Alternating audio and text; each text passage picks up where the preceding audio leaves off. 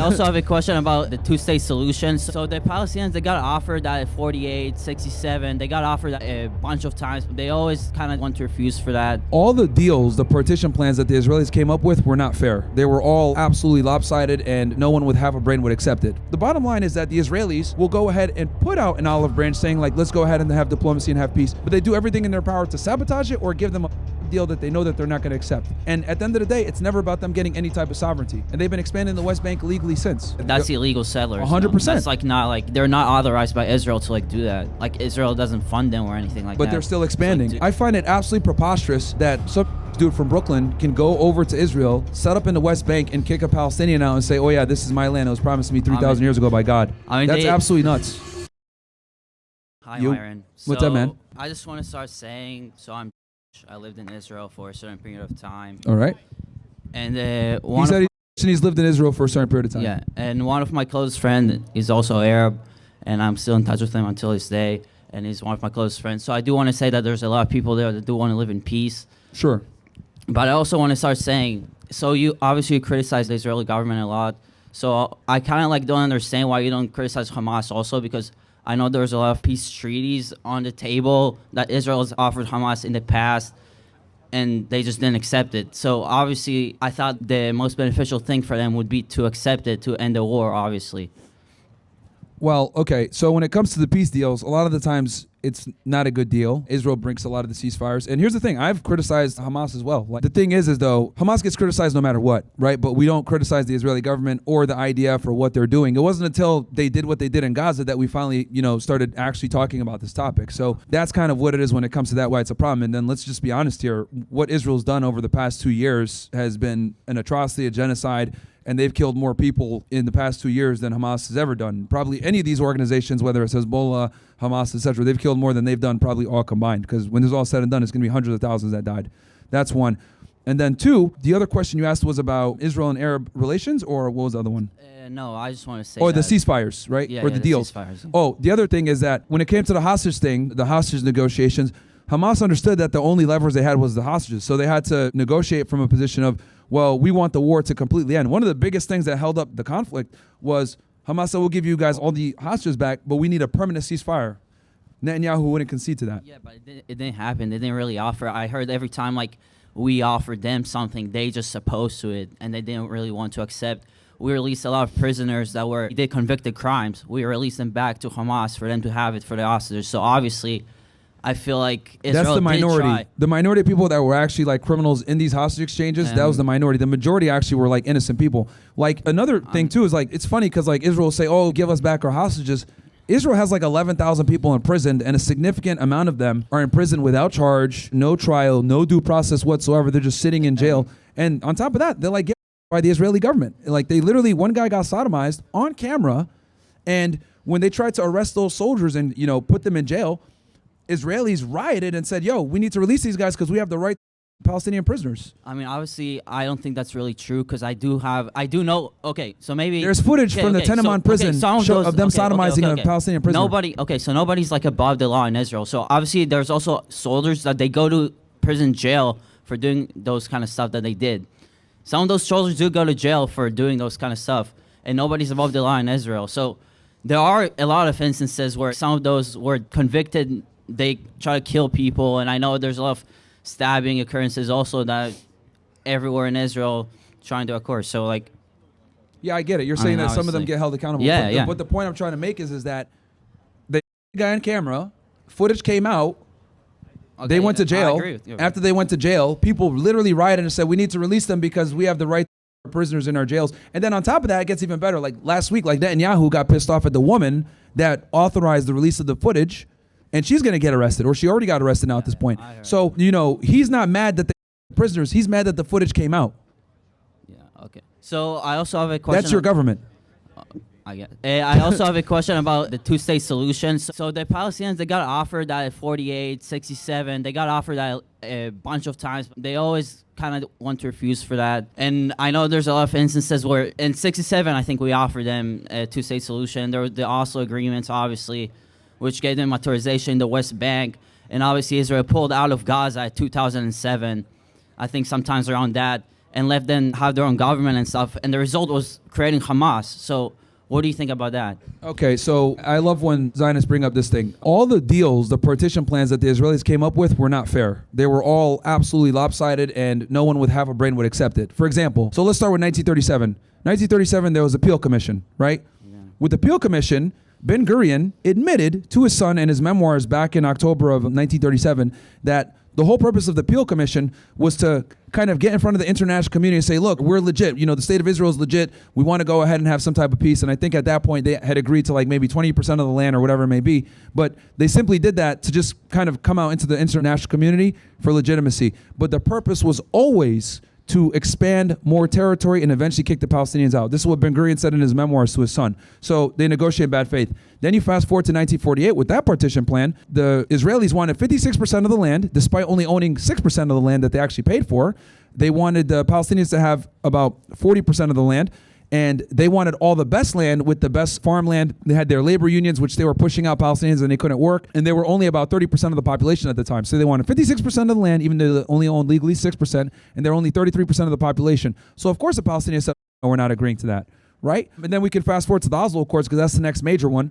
With the Oslo Accords, that was a bullshit deal too, because what ended up happening was Yasser Arafat conceded a whole bunch of things to the Israelis. He conceded recognizing them as a state, denouncing terrorism and violence, and their right to exist in peace. That's a huge concession. What did the Israelis give? Nothing except for accepting the Palestinian Authority and recognizing them as some type of authority. But they gave them no sovereignty. And quite frankly, the Palestinian Authority acts as just another level of Shin Bet. So they didn't get any type of autonomy whatsoever. And what they agreed to was like, okay, we'll continue to negotiate and have more discussions. Well, what happened? Yitzhak Rabin gets assassinated by a far-right member from the Likud party. That's the party that Benjamin Netanyahu is a part of. And to this day, Yitzhak Rabin's wife thinks that Netanyahu is behind him getting killed, which I wouldn't be too surprised because who came into power after Yitzhak Rabin? Benjamin Netanyahu. And then since Benjamin Netanyahu's been in since like 1996, what he's been doing, he's been trying to sabotage the two-state solution since forever. And he got caught admitting this in the West Bank when he was talking to a bunch of settlers in Hebrew. He got caught doing this. So what's my bottom line here? The bottom line is that the Israelis will go ahead and put out an olive branch saying like, let's go ahead and have diplomacy and have peace. But they do everything in their power to sabotage it or give them a deal that they know that they're not going to accept. And that accounts for the Clinton administration when they try to go ahead and have deals then. It's all bullshit. If you actually look at the terms of the deal, no one would accept it. And at the end of the day, it's never about them getting any type of sovereignty. And they've been expanding the West Bank legally since. That's why they gave them Gaza, as a matter of fact. Because they looked at it like, okay, we're having problems here in Gaza. It's too much of a headache. Let's give them Gaza and then continue to expand the West Bank. And that's what they've done. Yeah, but that's like illegal settlers, though. I feel like you said legal? Illegal. Yeah, like, that's illegal settlers. 100%. That's like not like they're not authorized by Israel to like do that. Like Israel doesn't fund them or anything like that. But they're still expanding. Like, and actually, a lot of our tax dollars go to those West Bank settlers. There's also 20% Arabs in Israel. So, I mean, you can like say legitimately it's the same thing kind of. There's also 20% Arabs in Israel. So if there's also a few settlers in the West Bank, I don't think they're, what percent? The majority of those settlers are like American. Like, I find it absolutely preposterous that some dude from Brooklyn can go over to Israel, set up in the West Bank and kick a Palestinian out and say, oh yeah, this is my land. It was promised to me 3,000 years ago by God. I mean, that's absolutely nuts.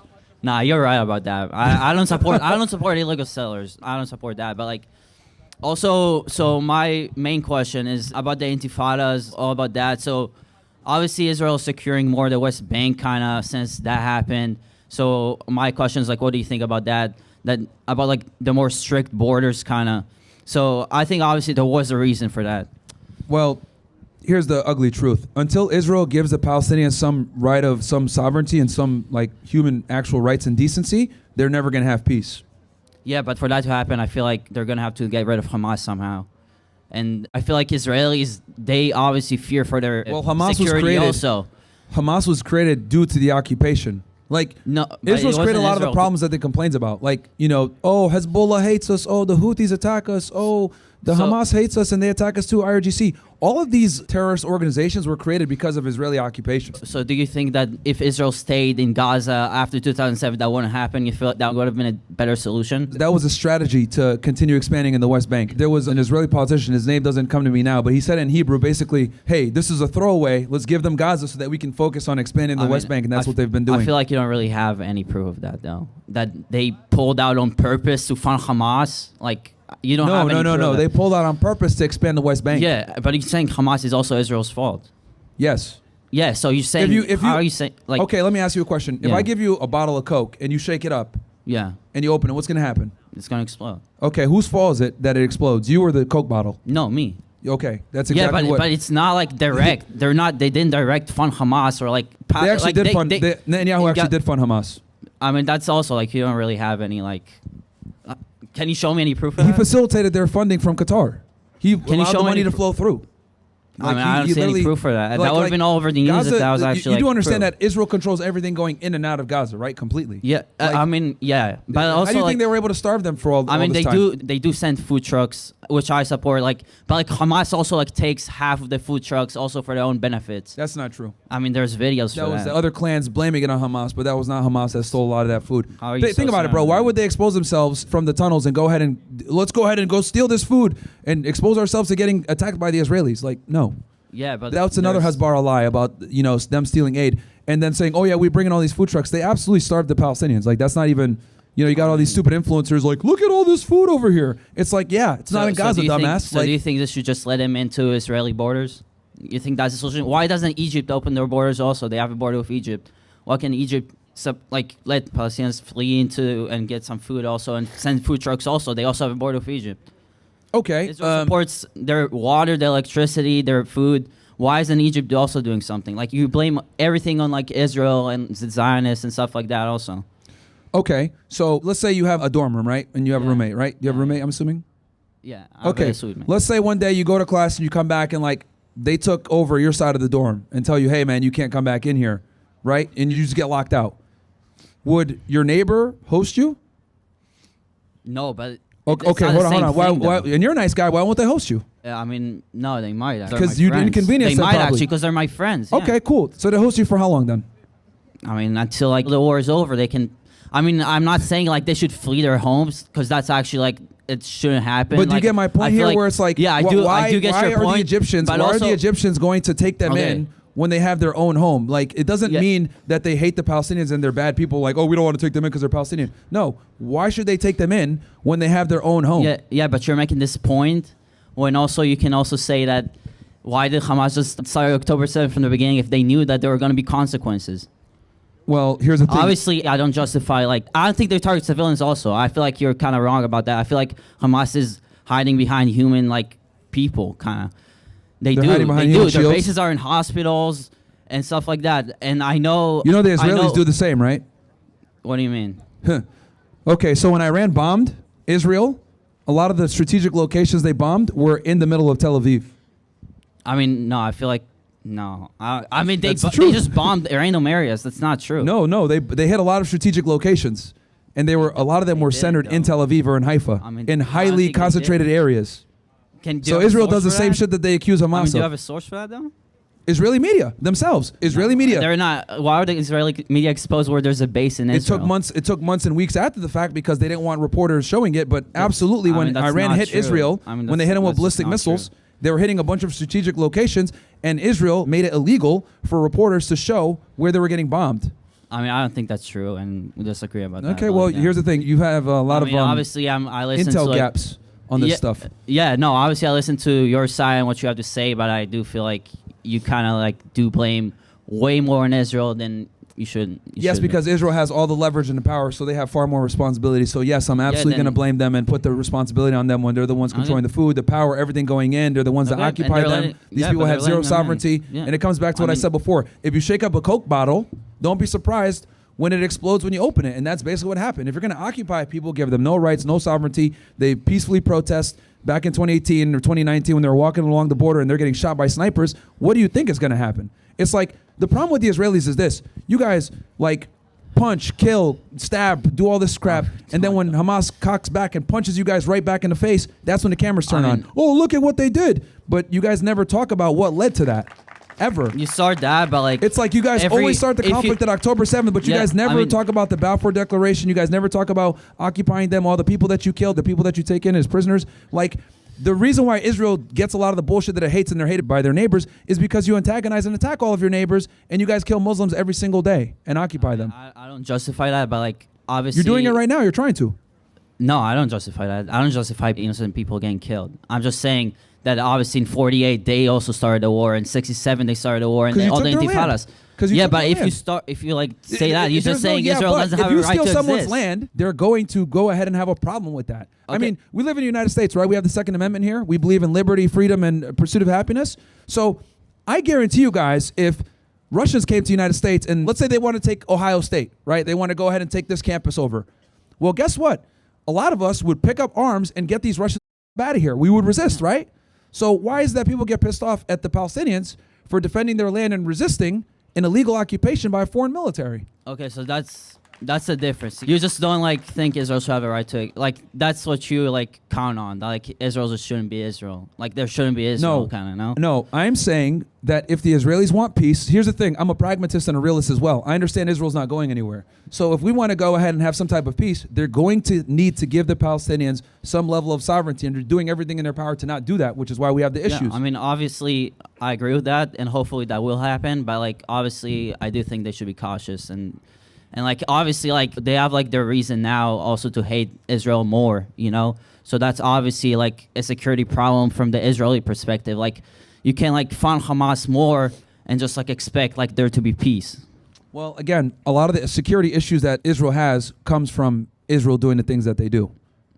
It's like, but you know, if you- they're you- gonna drop their people are weapons, gonna like, we know retaliate. what's gonna happen. You know, people are going to retaliate, and that's Okay. just the unfortunate reality, and no one wants to talk about that. But you know, they're going to have to. I mean, I think a one-state solution is probably the only solution now, but we know that they don't want that because they want a state, and for them to have a state, they need 80% majority, if not better. That's why there's only 2 million Palestinians that live in Israel Or in the proper. West Bank, and okay.